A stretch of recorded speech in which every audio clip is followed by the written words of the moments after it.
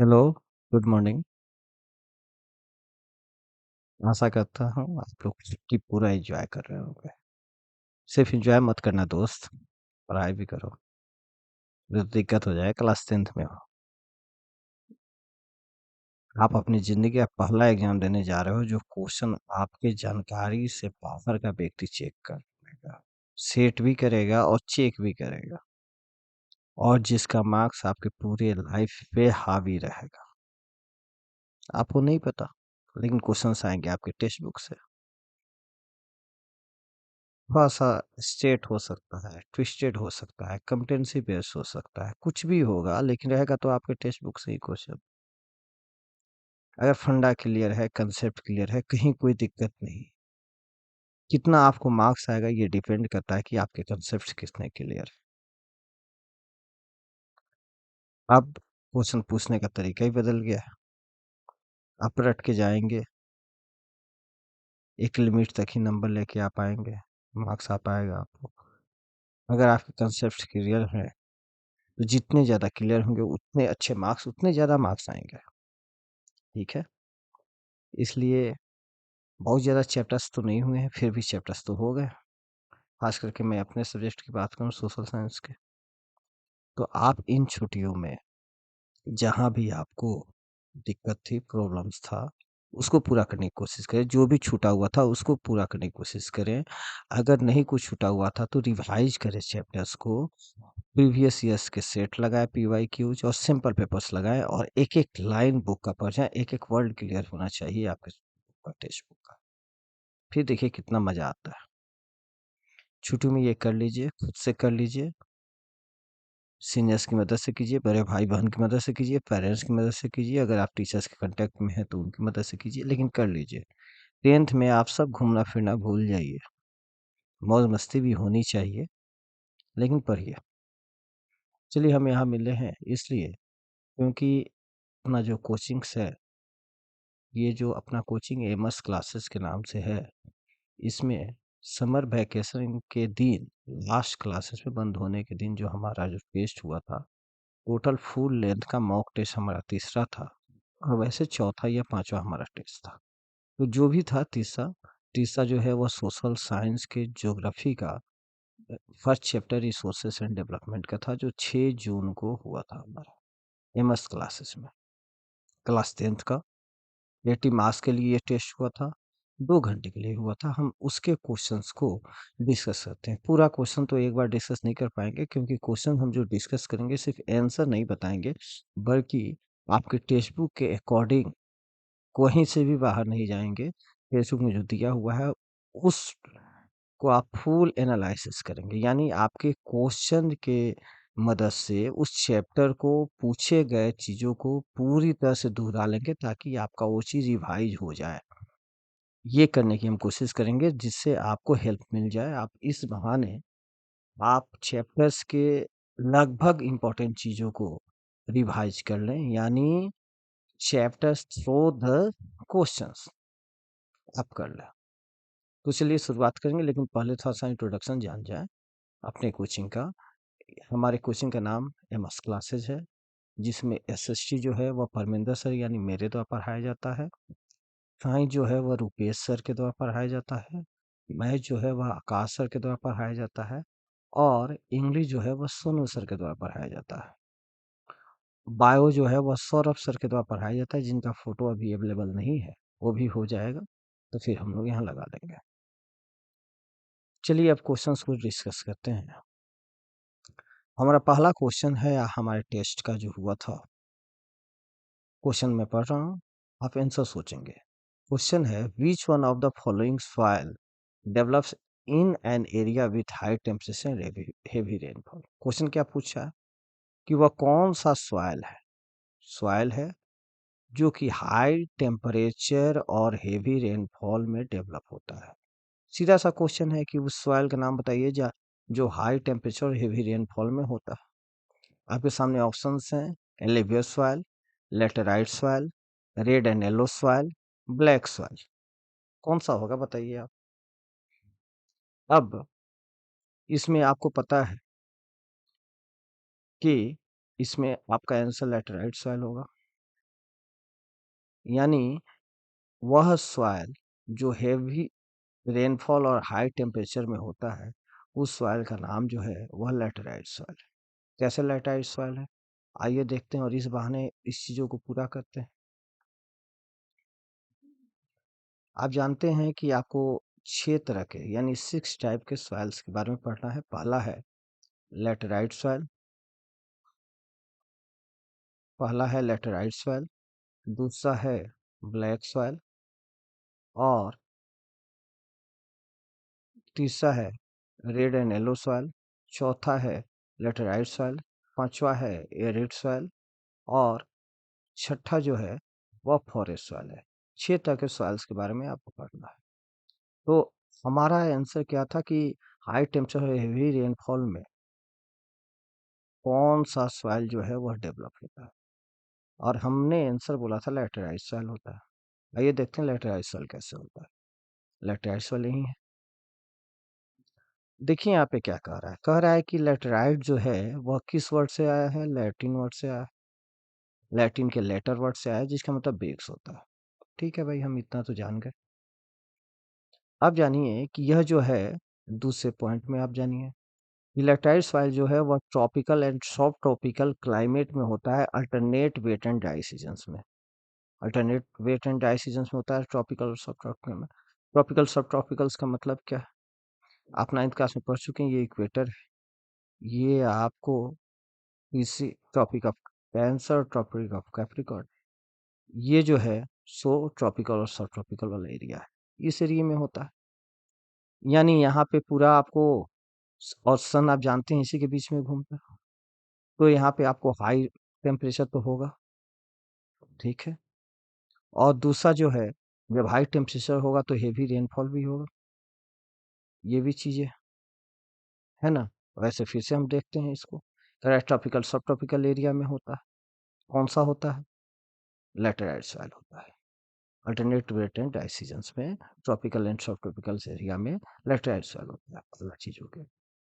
दूसरा कह रहा है कि यहाँ जो है इंटेंस लीचिंग होती है ड्यू टू हेवी रेन, यानी हेवी रेन होता है, काफी ज्यादा बारिश होती है। हम तो बताए हैं कि आपको हाई टेम्परेचर होगा तो हेवी रेन भी होगा और इंटेंस लीचिंग होती है, ये दूसरा चीज है। हमारा क्वेश्चन क्या था? हमारा क्वेश्चन था हाई टेम्परेचर और हेवी रेनफॉल।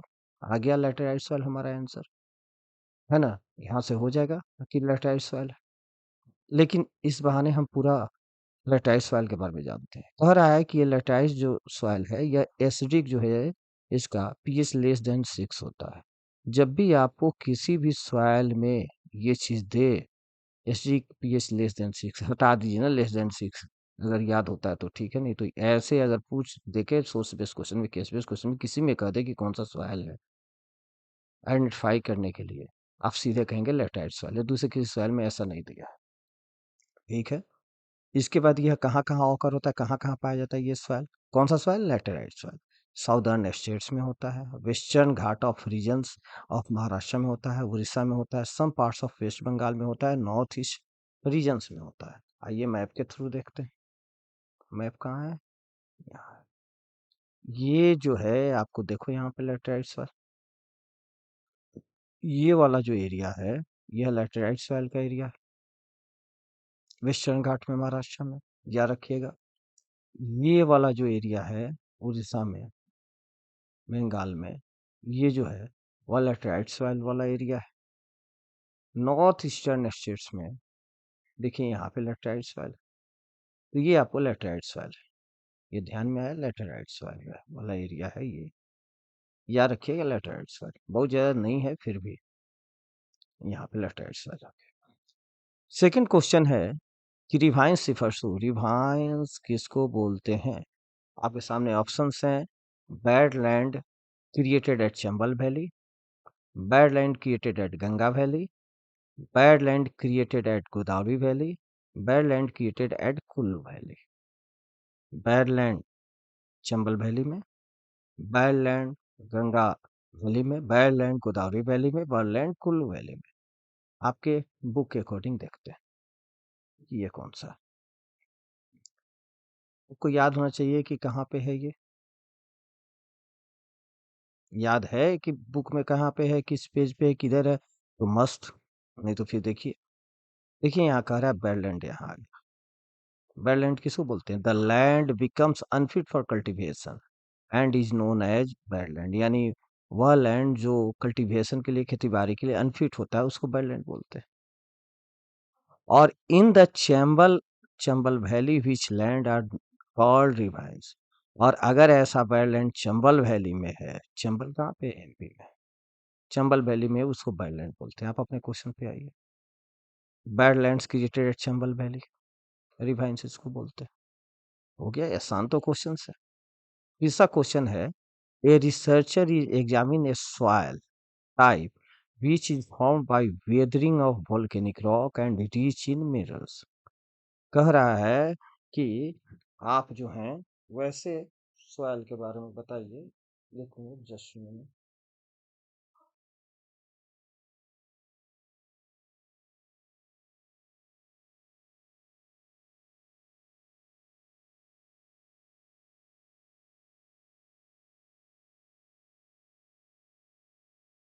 वैसे सॉइल को पहचानिए, बताइए, जो कि वोल्केनिक रॉक के वेजिंग से बना है और मिनरल्स में रिच है। भाई वोल्केनिक रॉक से बना हुआ जैसे भी किसी सॉइल के बारे में आएगा, आप जान जाएंगे बिना ऑप्शंस के ब्लैक है। वैसे ऑप्शंस तो देखेंगे।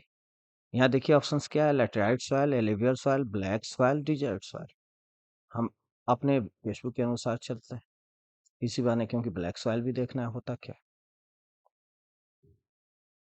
तो आइए देखते हैं ब्लैक सॉइल। यहाँ पे लिखा हुआ है ब्लैक सॉइल। अब देखिए ब्लैक सॉइल क्या है। कह रहा है कि these soils are black in colour. ठीक है भाई, ब्लैक इन कलर में होता है इसलिए इसको ब्लैक सॉइल बोलते हैं। इसको रेगुर सॉइल के नाम से भी जाना जाता है। ये मोस्ट इंपॉर्टेंट है, वीवीआई है। रेगुर सॉइल के नाम से जाना जाता है। किसको जाना जाता है? ब्लैक सॉइल को रेगुर सॉइल के नाम से भी जाना जाता है। एकदम याद कर लीजिएगा, भूलना नहीं। Black soil is ideal for growing cotton. इसको भी याद कर लीजिएगा, भूलिएगा नहीं कि ब्लैक सॉइल जो है ये कॉटन के लिए जाना जाता है। आइडियल कंडीशन जो है वह क्रिएट करता है, कॉटन होता है यहाँ पे। उसके बाद जान जाइए कि ये चूंकि कॉटन होता है, ब्लैक होता है, कलर में ब्लैक होता है, ये जान गए, है ना। करिक्की मिट्टी, ग्रोइंग कॉटन, कॉटन उगाया जाता है इसमें, आइडियल होता है, इसलिए इसको ब्लैक कॉटन सॉइल के नाम से भी जाना जाता है। किस नाम से जाना जाता है? ब्लैक कॉटन सॉइल के नाम से भी जाना जाता है। ठीक है। अब देखिए इसके जो पेरेंट रॉक हैं वो भी एक फैक्टर देते हैं ब्लैक सॉइल के होने में। और सबसे बड़ा चीज़ है, ये दक्कन वाले एरियाज में होता है। दक्कन वाले एरिया में बेसाल्ट सॉइल से होता है, आपको बेसाल्ट से, रॉक से होता है। और यह दक्कन में नॉर्थ वेस्टर्न दक्कन प्लेटू में होता है, अभी मैप पे हम देखेंगे। और made of lava flows. Lava flows कहाँ होगा? जहाँ वोल्केनो का एरप्शन होगा, यानी वोल्केनिक होगा। देखिए आप यहाँ पे, है ना, मैप के थ्रू आ जाइए, मैप के थ्रू। ब्लैक सॉइल, देखो भाई ये पूरा ब्लैक सॉइल है। ये ब्लैक सॉइल है आपको, ये आपका आपने नाइन्थ क्लास में पढ़ा है। ये वाला पूरा जो एरिया है, ये जो एरिया है, ये एरिया, ये आपको दक्कन प्लेटूज का एरिया है। और दक्कन का है तो यहाँ नॉर्थ हो गया, दक्कन में वेस्ट हो गया, ईस्ट हो गया और साउथ हो गया। अब इसका कह रहा है कि नॉर्थ वेस्टर्न वाले एरिया में आपको जो है वह ब्लैक सॉइल होता है, दक्कन के। तो हो गया भाई। फिर कह रहा है लावा से होता है। लावा आप जानते हैं कि जो वोल्केनो का इरप्शन होता है तो नीचे मैग्मा निकलता है। मैग्मा लैंड के नीचे, भूमि के नीचे रहता है, अर्थ के अंदर में, तो मैग्मा बोलते हैं। ऊपर आता है लावा बोलते हैं। लावा के इरप्शन से, लावा के स्प्रेड से फिर ये आपको ब्लैक सॉइल का क्रिएशन, ब्लैक सॉइल बनता है। चलिए, आपका आंसर है। तो वोल्केनिक इरप्शन से ये आपको ब्लैक सॉइल हुआ। यहाँ देखते हैं आंसर में फिर और भी चीजें देखते हैं यहाँ पे क्या लिखा हुआ है आपको। अब कह रहा है ये कौन से एरिया में है? महाराष्ट्र में होता है, सौराष्ट्र में, मालवा में, मध्य प्रदेश में और छत्तीसगढ़ में। And extend into south eastern direction along with Godavari and Krishna valleys में होता है। तो आप देखिए यहाँ पे हमने देखा है, ये देखिए यहाँ पे महाराष्ट्र, मध्य प्रदेश, ये सब चीज़ें छत्तीसगढ़, और इधर आ जाइए आपको गोदावरी और ये सब बेसिन में आपको होता है। अब देखिएगा, ब्लैक सॉइल जो है एक्सट्रीमली फाइन क्ले मटेरियल, मृतिका यानी चिकनी मिट्टी से बना होता है पूरा। सबसे इम्पोर्टेंट में से एक ये भी है, इसको याद रखना है कि ये जो ब्लैक सॉइल है, ये मॉइस्चर होल्ड करने की कैपेसिटी इसमें पूरा होती है। इसको भी नहीं भूलना है कि अगर पूछे कि कौन सा सॉइल है जो जिसमें मॉइस्चर को, नमी को होल्ड करने की, पकड़ के रखने की शक्ति होती है, ज्यादा देर तक नमी रह सकता है, तो वो कौन सा होगा? ब्लैक सॉइल होगा। ठीक है। फिर यहाँ देखिएगा, इस सॉइल में आपको rich in soil nutrients such as calcium carbonate, चलो इतना नहीं याद रखना, लिखना रिच इन सॉइल न्यूट्रिएंट्स होता है इसमें, है ना। और दूसरा चीज ये जानिए कि इसमें deep cracks during the hot weather conditions में हो जाता है, यानी दरारें पड़ जाती हैं जब भी गर्मी होती है, ज्यादा गर्म होगा तो ये ब्लैक सॉइल में दरारें पड़ जाएंगी। देखो भाई यहाँ पे अगर पहचानने के लिए दे दे ब्लैक सॉइल, तो पहचान लीजिए ये सब दरार है, डीप क्रैक्स हैं, है ना। ब्लैक सॉइल में कौन सा सॉइल है? ब्लैक सॉइल है। तो ये ब्लैक सॉइल है, मॉइस्चर होल्ड करने की कैपेसिटी होती है, रेगुलर सॉइल के नाम से जाना जाता है, ब्लैक कॉटन सॉइल के नाम से जाना जाता है। कॉटन ग्रो के लिए, ग्रोइंग के लिए ये आइडियल कंडीशन डेवलप करता है। ये वोल्केनिक यानी लावा से बना होता है, मॉइस्चर को होल्ड करने की कैपेसिटी होती है। डीप क्रैक्स आपको हॉट वेदर कंडीशंस में होता है, और चूंकि क्रैक्स हो जाता है इसलिए प्रॉपर एलिनेशन ऑफ सॉइल होता है, ये में हेल्प करता है। यानी हम लोग खेतों की जुताई क्यों करते हैं? ताकि उसमें एयर अंदर तक जाए और फिर उसके फर्टिलिटी वगैरह को सस्टेन करने, मेंटेन करने में हेल्प करे। तो ये जब खुद से ही क्रैक्स हो जा रहा है तो उसमें हेल्प करता है ये। तो एक ये चीजें हैं ब्लैक सॉइल में। फिर क्या है सॉइल में? यह जैसे ही पहली बारिश होगी, फर्स्ट शावर, पहली बारिश होगी या प्री मानसून वाला पीरियड आएगा, बारिश होगी, ये सॉइल जो है पानी पड़ते ही स्टिकी यानी चिपचिपा हो जाती है। इसलिए बारिश से पहले ही इसको टिल्ड यानी खेतों की जुताई कर ली जाती है, ताकि बाद में वो करना इम्पॉसिबल जैसा हो जाएगा, काफी कठिनाई होगी। ठीक है। तो ये चीज आप याद रखेंगे, ये ब्लैक सॉइल के लिए है। इस जंग से हमारा आंसर यहाँ पे होता है ब्लैक सॉइल, कि वोल्केनिक और रिच मिनरल्स में होता है। ठीक है। अब चलिए, फोर्थ हमारा नेक्स्ट क्वेश्चन है, mention the main reason for land degradation in states like Jharkhand, Chhattisgarh और उड़ीसा। यानी झारखंड, छत्तीसगढ़ और उड़ीसा में जो लैंड डिग्रेशन होता है, इसके मेन रीजन क्या होते हैं? हम बुक में आके देखते हैं आपको लैंड डिग्रेशन में। देखिए यहाँ पे कह रहा है, mining sites are abandoned after the excavation work is complete, living deep scars and traces of overburdening in states like Jharkhand, Chhattisgarh, Madhya Pradesh and Orissa. Deforestation due to mining cause severe land degradation. यानी कह रहा है कि इस एरिया में आपको जो लैंड डिग्रेशन का कारण होता है, वह क्या होता है? मेन कारण आपको, एक तो माइनिंग होती है, और माइनिंग होती है इसके कारण से डिफॉरेस्टेशन यानी वनों की कटाई होती है। ये आपके मेन कारण है कि माइनिंग का होना, और माइनिंग के कारण से वनों की कटाई यानी डिफॉरेस्टेशन होता है, इस कारण से लैंड डिग्रेडेशन होता है। देखिए आपके सामने आंसर कह रहा है कि mention the land land degradation in states like Jharkhand, Chhattisgarh and Orissa. Option है आपके सामने, ओवर इरिगेशन नहीं भैया, नहीं होगा। माइनिंग यस हो सकता है, मे बी। देखते हैं।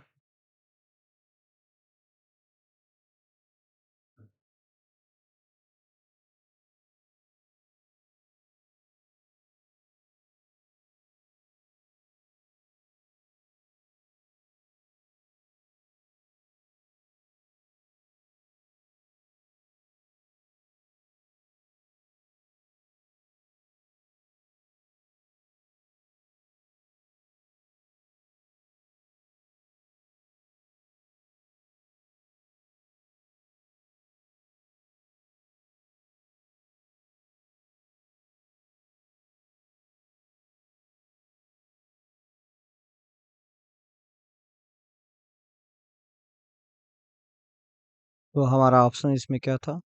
Over irrigation.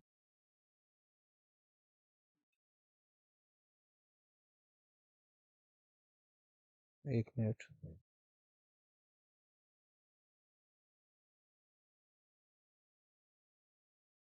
Over irrigation, mining, mineral processing, over grazing. तो कौन सा आंसर होगा? इसमें देखिए डिफॉरेस्टेशन भी नहीं है, माइनिंग है सिर्फ, तो एक छतराज है भाई, माइनिंग आंसर होगा। अच्छा, एक चीज मुझे अभी ध्यान में आ रहा है, लेटेराइट सॉइल के बारे में हमारा कुछ बाकी था, है ना? हम लोग यहाँ तक देखे थे, एरिया तक।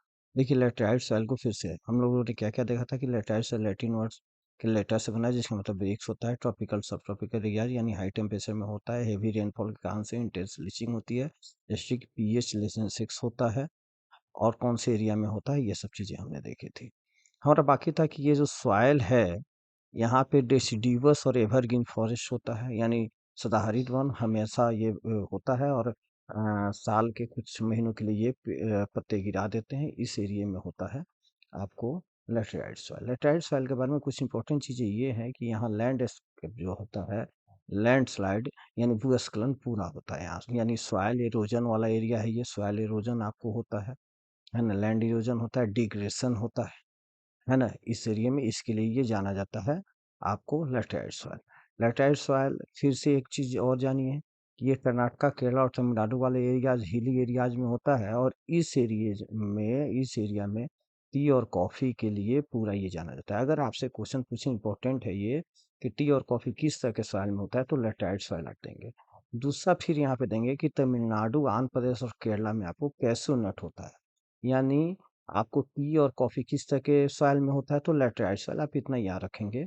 और कैशू नट किस तरह के सॉइल में होता है, तो लैटेराइट सॉइल में याद रखेंगे, इतना चीज़ याद रखें। हाँ, लेकिन इसके साथ एक और चीज़ जोर जरूर देंगे, लैटेराइट सॉइल में ये दोनों चीज़ें होती हैं, लेकिन कैशू नट रेड लैटेराइट सॉइल अगर देगा, तो ये ध्यान रखिएगा कि रेड लैटेराइट सॉइल, यहाँ लैटेराइट सॉइल हमने जाना है, लैटेराइट सॉइल देगा ऑप्शन में, रेड लैटेराइट सॉइल नहीं देगा, तो कैशू नट भी उसी में होता है, लेकिन अगर रेड लैटेराइट सॉइल देगा, तो कैशू नट रेड लैटेराइट सॉइल में होगा, है ना?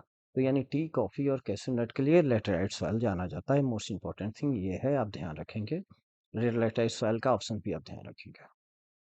नेक्स्ट हमारा क्वेश्चन है कि the land which deep channels that is unfit for cultivation is called. अभी हमने देखा है, इसको बैडलैंड बोलते हैं, देखा है ना हमने, कि जो अनफिट फॉर कल्टीवेशन होता है उसको बैडलैंड के लिए जाना जाता है। देखिए यहाँ पे बैडलैंड के लिए जाना जाता है, अनफिट फॉर कल्टीवेशन। तो ये तो सीधा सीधी वही क्वेश्चन है। Where was the Earth Summit held in 1992? Most important question है। अर्थ समिट कहाँ हुआ था? फर्स्ट इंटरनेशनल अर्थ समिट, ये आपको पता है, ब्राजील के रियो डी जेनेरो में हुआ था।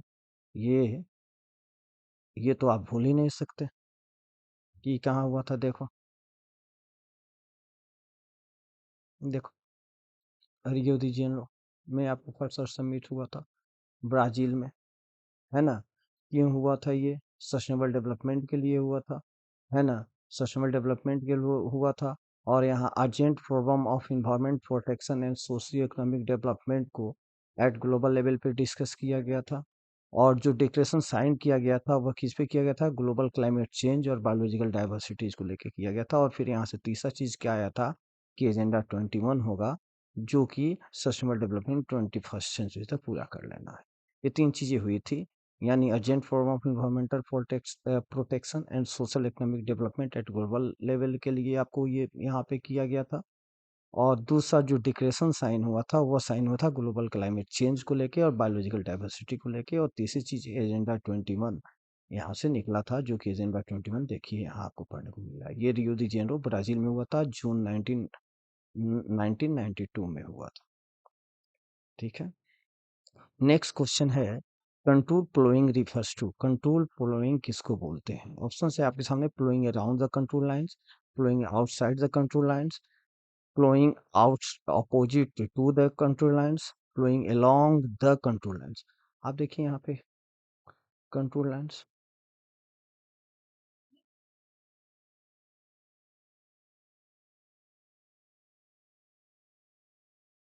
देखिए सॉइल इरोजन होता है। सॉइल इरोजन के बचाव के लिए हमने क्या बताया था कि सॉइल इरोजन को कंजर्व करने के लिए चार चीजें बताई थी। एक बताया था कंट्रोल प्लोइंग, दूसरा हमने क्या बताया था, टेरेस कल्टीवेशन, याद होगा आपको। तीसरा हमने क्या बताया था, स्ट्रीप कल्टीवेशन, है ना। यहाँ देखिएगा टेरेस फार्मिंग हमने बताया था दूसरे में।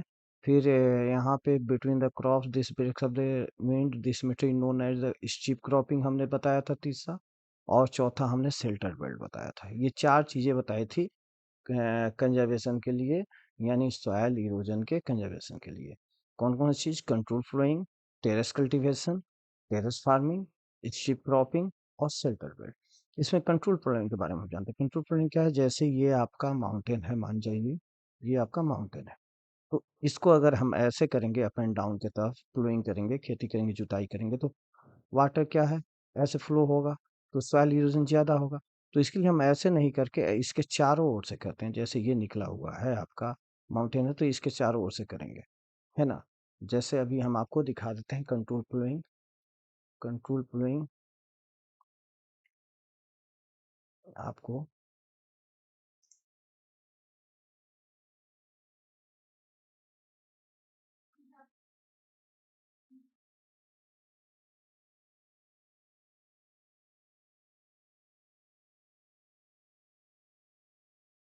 देखिए आपको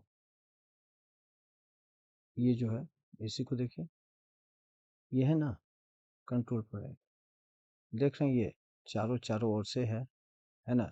ये आपका कंट्रोल फ्लोइंग है। ऐसे खेती करते हैं जिससे कि यहाँ से वो निकले नहीं, पानी जो है सॉइल इरोजन ज्यादा ना हो।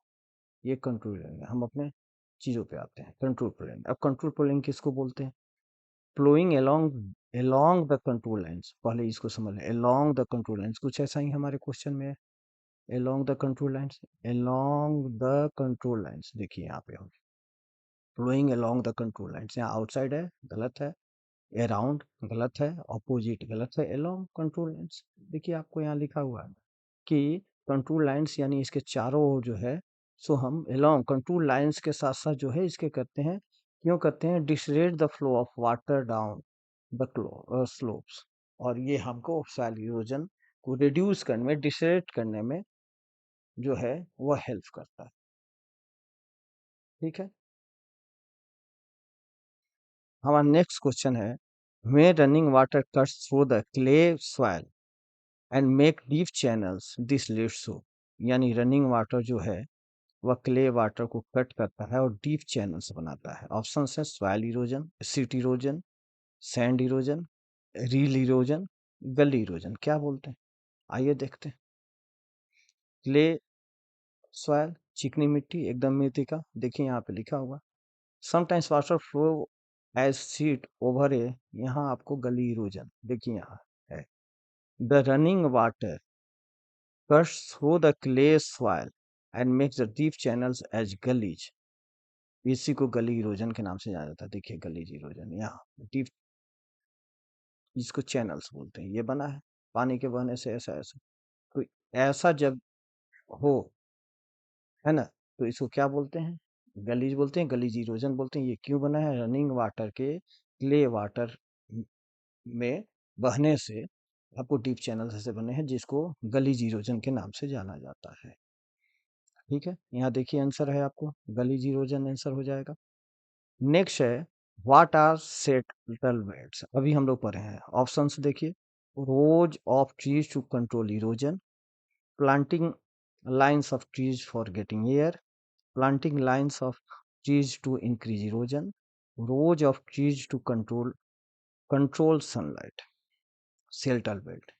देखिए यहाँ सेल्टल बेल्ट क्या है, सेल्टल बेल्ट हम लोग यहाँ देखें, सेल्टल बेल्ट क्या है, planting lines of trees to create shelter also works in similar way. Rows of such trees are called shelter belts. These shelter belts have contributed significantly to the stabilization of sand dunes in stabilizing the desert in Western India. Western India में होता है sand dunes, हमने बताया है sand dunes किसको बोलते हैं, उसको कंट्रोल करने के लिए, स्टेबलाइज करने के लिए होता है ना। चारों ओर जो है ये लैंड है, तो चारों ओर से हमने पेड़ लगा दिया। क्यों पेड़ लगा दिया, क्योंकि ये प्रोटेक्ट करता है, ये ट्री जो है वह प्रोटेक्ट करता है, एक शेल्टर देता है आपको क्रॉपिंग के लिए। Planting lines of tree to create shelter, इसके लिए लगाए जाते हैं, क्योंकि आपको ये ट्री जो है वह शेल्टर दे। देखिए यहाँ ऑप्शन है, planting lines of trees to increase erosion, नहीं ये गलत है।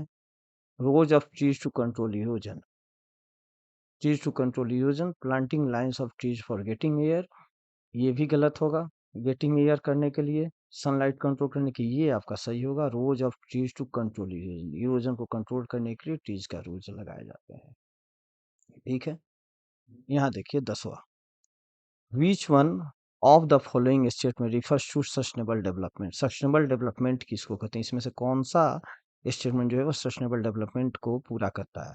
The economic development of people, भाई इकोनॉमिक डेवलपमेंट पीपल के, the overall development of various resources, development should take place without damaging the environment, development that meets the desires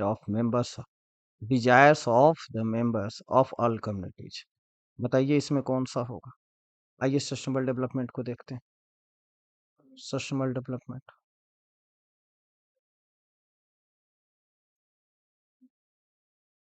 देखिए sustainable development किसको बोलते हैं?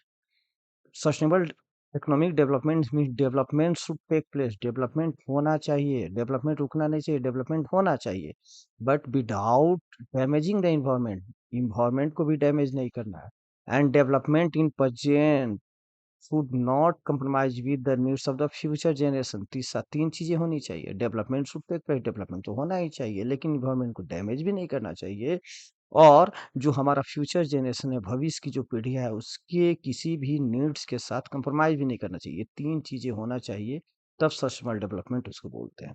यहाँ देखिए क्या है, development should take place without damaging the environment, ये चारों में से यही सही लगता है ना सही?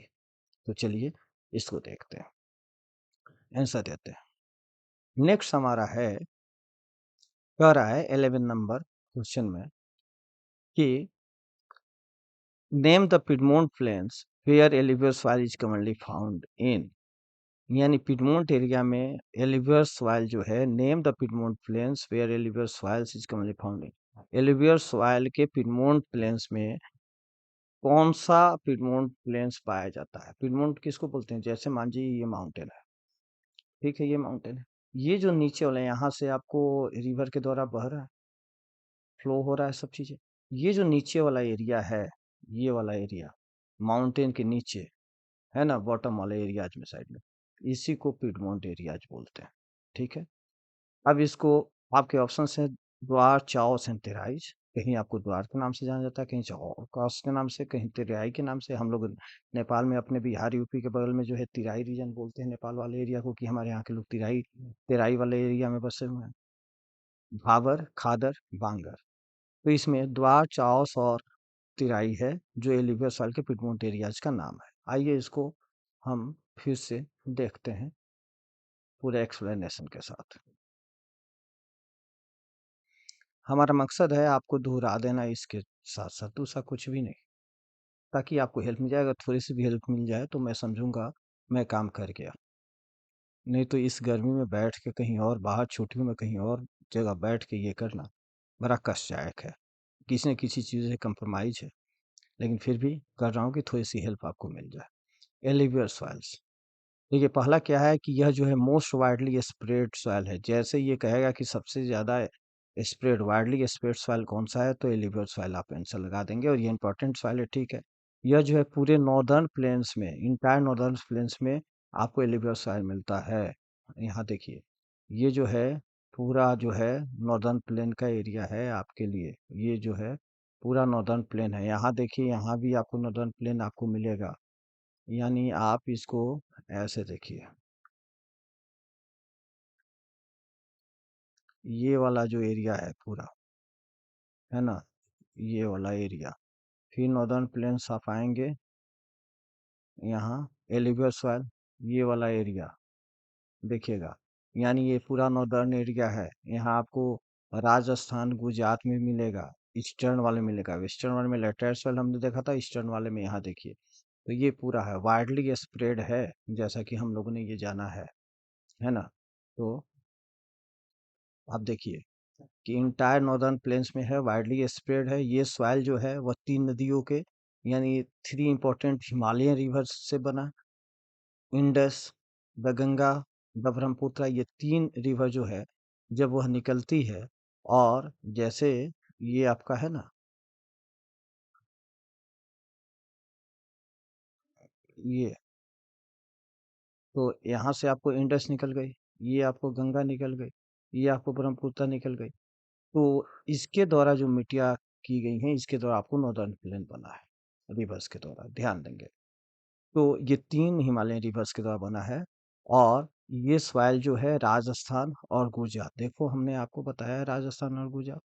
तो राजस्थान और गुजरात में एक नैरो कॉरिडोर के द्वारा निकलते हैं। देखिएगा सोर्स बेस्ड क्वेश्चन में, केस बेस्ड क्वेश्चन में, सोर्स बेस्ड क्वेश्चन में जनरली पूछ देगा और कह देगा राजस्थान और गुजरात में भी ये नैरो कॉरिडोर का, या तो आपको ट्रू फॉल्स में रहेगा अगर वैसा कौन सा स्टेटमेंट करेक्ट है इनकरेक्ट है, तो आप इसको गलत मान सकते हैं अगर नहीं पता रहेगा तो। सोर्स बेस्ड क्वेश्चन में पहचानने का भी तरीका यही है। राजस्थान और गुजरात में नैरो कॉरिडोर के द्वारा ये जो है सो है, देखो यहाँ, यहाँ से आपको राजस्थान और गुजरात वाले एरिया में नैरो कॉरिडोर का ये है यहाँ पे। और फिर क्या कह रहा है ये आपको, यहाँ पे एलिवियल सॉइल जो है ईस्टर्न कोस्टल प्लेन्स में पाया जाता है, particularly deltas of Mahanadi, Godavari, Krishna and Kaveri. हमने अभी आपको दिखाया है ये चीजें कि देखिए ईस्टर्न में आपको पाया जाता है ये एलिवियल सॉइल पूरा, है ना, गोदावरी, कृष्णा, कावेरी वाले एरियाज में ये चीजें हो गया। अब इसमें आप देखिए एलिवियल सॉइल जो है ये सैंड, सील्ट और क्ले, बालू, बलुई मिट्टी और क्ले, मृतिका यानी चिकनी मिट्टी के मिलने से बना है। ये जो है जैसे ये माउंटेन है तो जहाँ से रिवर निकलती है ऊपर वाले साइड में बड़ा बड़ा इसके दाने होते हैं, यानी इस ये साइज में बिगर होता है और जैसे जैसे नीचे आता है ये फाइन पार्टिकल्स यानी महीन यानी स्मॉल पार्टिकल्स के रूप में होता चला जाता है, यानी पीडमोन्ट एरिया में स्मॉल होता चला जाता है और यहीं पे इसको द्वार, चाहोस और तिराई के नाम से जाना जाता है, जैसा हमने अभी बताया है आपको, है ना। तो इधर आइए, अब देखिए ये जो सॉइल है वो एज के बेसिस पे दो भागों में बांटी जाती है। कौन सी? एलिवियर सॉइल। ओल्ड जो एलिवियर सॉइल होता है उसको बांगर के नाम से जाना जाता है और न्यू एलिवियर सॉइल जो है उसको खादर के नाम से जाना जाता है। ठीक है, यानी एलिवियर सॉइल एक हो गया बांगर, बांगर किसको बोलते हैं? ओल्ड को, और खादर किसको बोलते हैं? न्यू को। ये है एज के बेसिस पे। अब देखिएगा कहा रहा है कि ये जो खादर है वह ज्यादा उसमें फर्टिलिटी होती है ना, बांगर के कंपैरिजन में, और बांगर के कंपैरिजन में मोर फाइन पार्टिकल जो है वह खादर में होता है। बांगर में आपको पेडल्स वगैरह छोटा छोटा कंकड़ पत्थर भी मिलेगा, है ना, और खादर एकदम चिकनी मिट्टी होती है जो कि ज्यादा फर्टिलिटी होती है उसमें। ये बांगर के कंपैरिजन वैसे पूरा एलिवर सॉइल फर्टिलिटी वाला एरिया होता है, इसमें पूरा उपजाऊ होता है ये एलिवियर सॉइल। नाम इसका देख लीजिए एलिवियर, बहुत चीजें हिंदी वाली जो चीजें हैं वो समझ में मदद करती हैं। एलिवियल का मतलब जलोढ़ होता है, यानी जल के द्वारा लाई गई मिट्टी जलोढ़ मिट्टी कहलाती है। जलोढ़ यानी एलिवियर सॉइल, यानी ये पानी के द्वारा लाई जाती है, बाढ़ों के द्वारा लाई जाती है। अब जिधर बाढ़ ज्यादा आएगा उधर तो मिट्टी हमेशा जमेगा, हमेशा जमेगा, तो वहां नहीं होगी मिट्टी, और नहीं होगी उसको खादर बोलते हैं। खादर ऐसे भी याद रखेंगे, खादर हम लोग डालते हैं फर्टिलिटी को इंक्रीज करने के लिए। तो यानी खादर जो मिट्टी है उसमें ज्यादा ज्यादा फर्टिलिटी होती है, उसमें ज्यादा फर्टाइल होता है कंपेरिजन टू बांगर के। बांगर ओल्ड है जो कभी कभी बाढ़ आई है, हो गई है ना, बाढ़ आई है और जमा है ना। तो ये चीजें यानी जहाँ हमेशा बाढ़ आता है ये सब होता है वहाँ खादर होता है एलिवियर सॉइल का, और जहाँ कभी कभी आया वहाँ बांगर होता है, और बांगर कम फर्टिलिटी होती है। इसका डिफरेंस देखिएगा, लिखने को आता है नहीं तो स्टेटमेंट में आता है खादर बांगल का एज के बेस पे।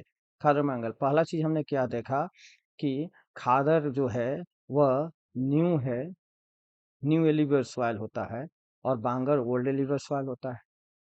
खादर में फर्टिलिटी यानी फर्टाइल ज्यादा होती है, ये लेस फर्टिलिटी होती है कंपेरिजन टू खादर। यहाँ इसमें जो है वह कंकड़ पत्थर पेडल्स वगैरह सब होते हैं, और ये जो है फाइन पार्टिकल्स होता है। ये सब चीजें आप देखेंगे, है ना। 2-3 मार्क्स का ज्यादा से ज्यादा आएगा, नहीं तो कम से कम 1 आध मार्क्स का आएगा क्वेश्चन। एलिवियर सॉइल पूरा फर्टाइल होता है, ये हमने देखा है। और एलिवियर सॉइल में पोटास, फॉस्फोरिक एसिड और लाइम होता है, जो कि शुगर केन, पैडी, व्हीट और अदर cereals और पल्स क्रॉप के लिए जाना जाता है। बस इतना ही याद रखिएगा कि ये ज़्यादा फर्टाइल होता है ना? इसमें हाई फर्टिलिटी होती है, और चूंकि हाई फर्टिलिटी होगी, इवन होगा ये एरिया, तो यहाँ इंटेंसली कल्टिवेटेड एरिया होता है, यानी खूब ज्यादा खेती बाड़ी होती है, और डेंसली पॉपुलेटेड होता है, जनसंख्या का अधिक घनत्व होता है कौन से एरिया में, जहाँ पे लिबर सॉइल होता है भाई, क्योंकि यहाँ कल्टीवेशन ज्यादा हो रहा है, तो पॉपुलेशन भी ज्यादा होगा। और जब वह फर्टिलिटी ज्यादा है तो कल्टीवेशन तो होगा ही होगा, और कल्टीवेशन जब होगा, फर्टिलिटी है, तो डेंसली पॉपुलेटेड तो होगा। हाँ, कुछ एरिया है इस एरिया में जहाँ कम फर्टिलिटी है, या प्रोडक्ट उतनी प्रोडक्टिविटी नहीं है, तो उसको प्रॉपर ट्रीटमेंट के द्वारा, इरिगेशन के द्वारा पूरा किया जा सकता है, इसको लाया जा सकता है। ठीक है, आप इसको फिर से देखिए। एलिवर्साइल सबसे ज्यादा मोस्ट वाइड स्प्रेड एरिया में आपको एलिवर्साइल होता है, ज्यादा फर्टिलिटी, सबसे ज्यादा फर्टाइल है। यहाँ पूरे नॉर्दर्न प्लेन्स में आपको है, यानी मैदानी भूभागों में, ये राजस्थान गुजरात के द्वारा नहरों कॉरिडोर के द्वारा जुड़ा जुड़ा हुआ है।